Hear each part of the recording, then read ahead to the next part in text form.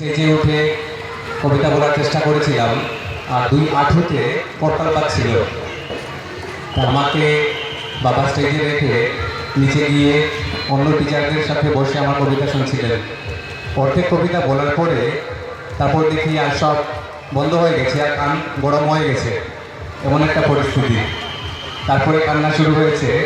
ওইখান থেকে বাবাকে চিৎকার করে করে ডাকতে শুরু করলাম, বাবা তুমি আমার সাথে আসো, না হলে আর একটাও লাইন বার বেরোবে না আমার মুখ থেকে। তো এই একটা অনুভূতি ফিল হচ্ছে আমার এখানে দাঁড়িয়ে ওদেরকে দেখে। এখানে যারা গার্জিয়ান, মানে স্পেশালি মা বাবার কথা বলছি, আমি প্রায় 17 বছর হয়ে গেছে টিচিং প্রফেশনে আছি, এবং এত বছর ধরে আমি ছোটো বাচ্চাদেরকে একটা কিছু দেওয়ার চেষ্টা করছি এডুকেশনের মাধ্যমে। সেটা স্কুলের এডুকেশন যেটা, সেটা কথা বলছি না, স্কুলের একাডেমিক এডুকেশন ছাড়াও যে মনুষ্যত্বের এডুকেশন, শিক্ষা, সেই আচার ব্যবহার, practical presentation before the audience, just like today how they are performing before you all, সেই এডুকেশনের কথা বলছি। এছাড়া আমাদের আজকের যে থিম এনআরসি নিয়ে, নাগরিকপঞ্জির যে বিড়ম্বনা, বাঙালির যে বিড়ম্বনা, এইসব সংগ্রামের জন্য আমরা কিন্তু যারা বয়োজ্যেষ্ঠ আছি তারা চিরকাল তো আর থাকবো না। সো আপকামিং জেনারেশনকে সেইভাবে গড়ে তুলতে গিয়ে যা যা ওদের আগামী দিনে প্রয়োজন হবে, সে যাতে নিজের এবং পরিবারের, দেশের এবং দোষের সবার জন্য ভালো কিছু একটা ভাবতে পারে, করতে পারে, সেই এডুকেশনটা দিতে গেলে শুধু স্কুলের এডুকেশন ইজ নট এনাফ, যথেষ্ট না, তার থেকেও আরও বেশি প্রয়োজন সেই অতিরিক্ত এডুকেশন, শিক্ষা, যেটা দেওয়ার প্রচেষ্টা করছেন এই জ্যোতি সামাজিক সাংস্কৃতিক সংঘ এর এই ধরনের অনুষ্ঠানের মাধ্যমে।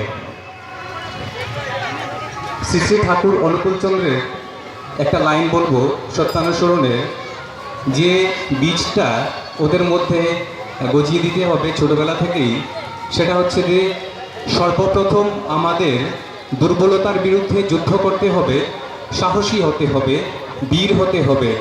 পাপের জ্বলন্ত প্রতিমূর্তি ওই দুর্বলতা, তারাও যত শীঘ্র পারো ওই রক্ত শোষণকারী অবসাদ উৎপাদক ভ্যাম্পায়ারকে।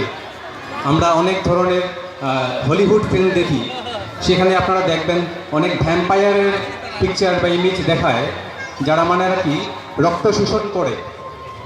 আমাদের যে দুর্বলতা বা ভয়, সেটাও কিন্তু এক ধরনের ভ্যাম্পায়ার, সেটাও কিন্তু রক্ত শোষণ করে। তো এই যে মনোবল বা শক্তি, সেটা প্রদান করার চেষ্টা করছেন এই সংস্থা জ্যোতি সামাজিক সাংস্কৃতিক সংঘ।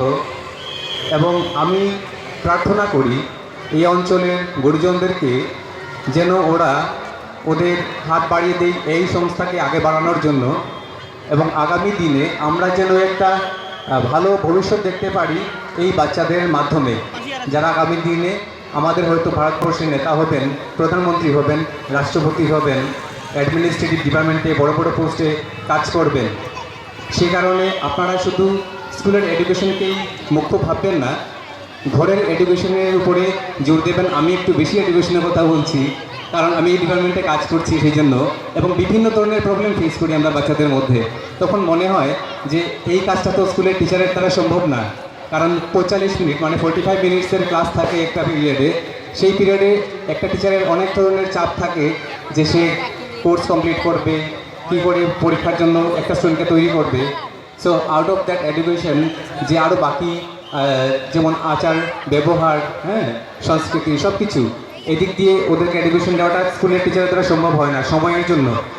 এই দায়িত্বটা কিছু অংশে আপনাদেরকে পালন করতে হবে, নিতে হবে, এবং এই ধরনের সাংস্কৃতিক সংস্থা, সামাজিক সংস্থা, ওদেরকেও এইভাবে সাপোর্ট করতে হবে, যাতে ওরা বাচ্চাদেরকে উৎসাহ করার জন্য, জীবনে আগে বাড়ার জন্য একটা ব্যাকআপ দিতে পারে ভালোভাবে।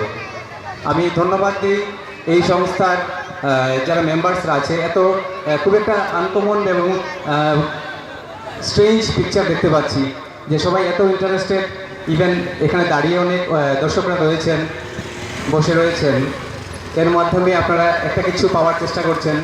আপনাদের বাচ্চাদের মুখ থেকে দুইটা লাইন, সেটা যদি এখানে শেষে ওরা বলে, এটার মাধ্যমে আপনারা অনেক আনন্দ উপভোগ করছেন। তো এইভাবে আপনারা আনন্দ উপভোগ করুন। এবং যে কথাটা বললাম আর কি, যে পড়ালেখায় দড় হলে শিক্ষা তারে কয় না, অভ্যাস ব্যবহার সহজ জ্ঞান, নইলে শিক্ষা হয় না। তার মানে যে আমার খুব হাই সেন্স আছে, সুপার সেন্স আছে, কিন্তু কমন সেন্স কম, এটা নিয়ে ভাবতে হবে।